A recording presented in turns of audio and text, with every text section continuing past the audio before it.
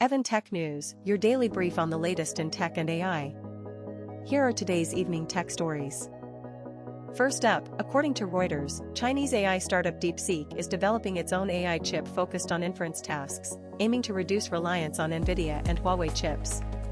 The project has been ongoing for about a year, and the company is in talks with chip design, foundry, and memory manufacturers, while privately recruiting chip design engineers.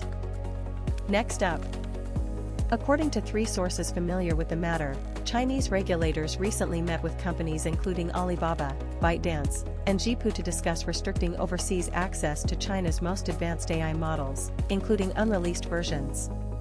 The meeting also considered classifying AI technology leaks as a violation of national security laws and limiting foreign investment in domestic AI startups.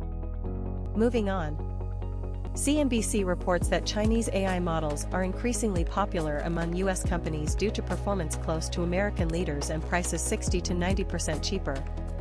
Data shows that since February, the share of U.S. companies using Chinese models has remained above 30% weekly, peaking at 46%, far higher than the 12-month average of 11%. Price is a key competitive factor. Next, Alibaba's open-source Tongyi Qianwen model is the most downloaded globally, about 1 million times per day, but monetization is difficult. First quarter AI revenue was only $1.3 billion, less than 4% of total revenue, negligible compared to $55 billion in infrastructure investment.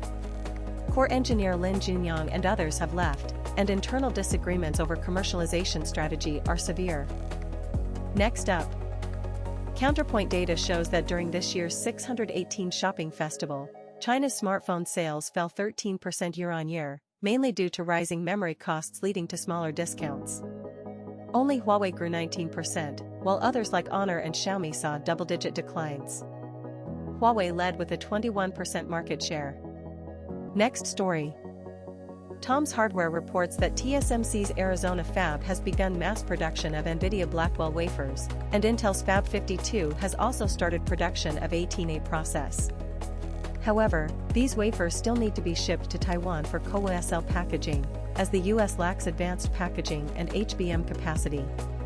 A fully domestic supply chain is not expected until 2028 to 2029.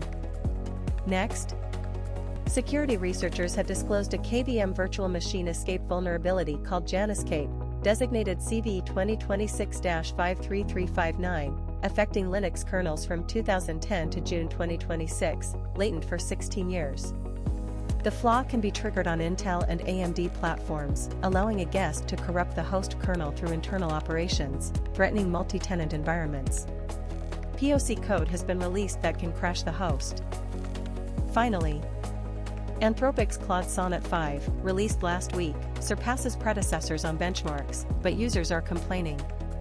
The model often verbalizes its system instructions and context memory, such as stating it shouldn't mention something when asked. On Reddit, users report more severe issues, calling it underperforming. That's all for today's tech news. Thanks for watching, see you next time.